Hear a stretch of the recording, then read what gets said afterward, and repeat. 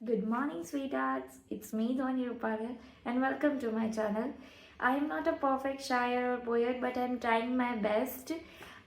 So अभी मैं सातम आठम के वेकेशन पे घर पे आई थी, तो I am missing those old festival vibe. Like કેવું જીવન સારું હતું ને, જ્યારે માના ખોળે સૂતા ને પપ્પાની દાઢીએ રમતા.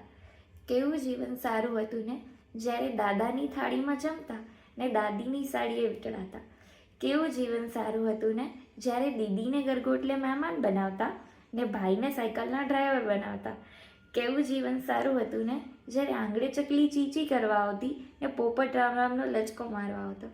It is like bunch of my memory, you know. Thank you for listening. It was my first try, so I don't know how to speak in front of the camera and how to be a perfect influencer. So yeah, thank you so much for listening.